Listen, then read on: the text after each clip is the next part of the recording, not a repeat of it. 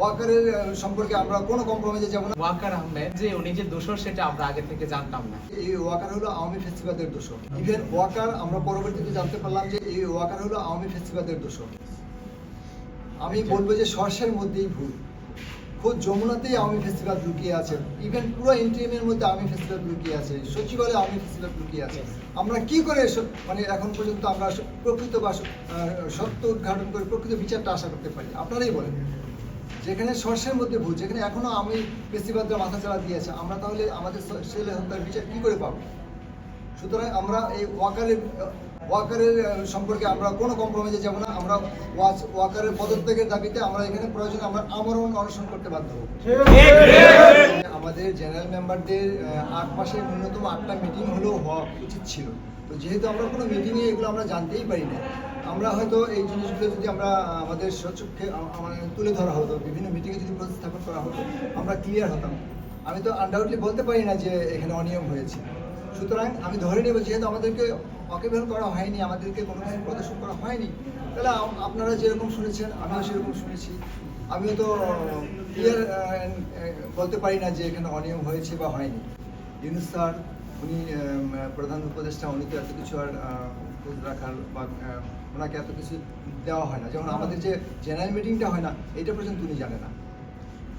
আমাদের ওনার সাথে যদি 8 তারিখে মিটিং হয়, মিটিংয়ের এক পর্যায়ে আমি ওয়াকার সাহেবকে বললাম, ওয়াকার আহমেদ ওনাকে বললাম যে আপনারা তো জেনারেল মিটিংয়ে এগুলো আলোচনা করতে পারতেন, আপনারা তো কোনো আলোচনাই করেনি আমাদের সাথে, হয়তো আজকের সিদ্ধান্তটা জানার জন্য কেন আমাদেরকে ডাকেন? তো উনি তখন কোনো অ্যান্সার করতে পারে নাই, বরং ইউনূস স্যার ওকে বলল কি ওয়াকার তুমি ওনাদের সাথে আলোচনা করে নাই?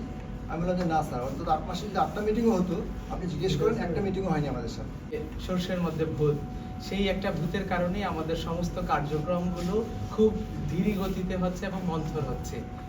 এই যে ওয়াকার আহমেদ যিনি, উনি এখানকার ট্রেজারার হিসাবে আছে, কিন্তু উনি যে দোষর সেটা আমরা আগে থেকে জানতাম না।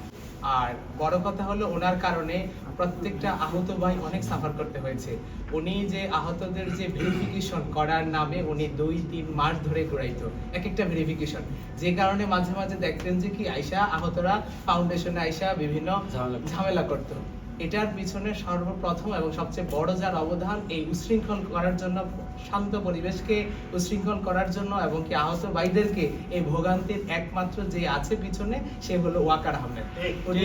একটা ভেরিফিকেশন 2-3 মাস লাগায় করতো, যে কারণে এই অপ্রীতিকর অবস্থা সৃষ্টি হয়েছিল। আর হলো গিয়া ওনার কারণে প্রত্যেকটা জিনিস, যে শহীদ পরিবার, আহত পরিবারের যে ফ্যাসিলিটিস গুলো আছে, সবকিছু খুব ধীর গতিতে চলতেছে, মন্থর গতিতে। কারণ উনি তো আর ওন করবে না, উনি তো আমাদের বিপক্ষের শক্তি। তো ওনার কারণে আমাদের সব কার্যক্রম খুব ধীর গতিতে যেহেতু চলতেছে, এবং কি সবচেয়ে বড় কথা হলো উনি একজন শহীদের বাবাকে খুবই অপমানজনক কথা বলেছে, তিরস্কার করেছে। ঠিক আছে, আমরা এই সবকিছু মিলে ওনার পদত্যাগ দাবি করতেছি। ওনার পদত্যাগ না হওয়া পর্যন্ত আমরা এখান থেকে যাব না, এখানেই আমরা থাকবো, অবস্থান নিব, আমরা বিক্ষোভ মিছিল করব।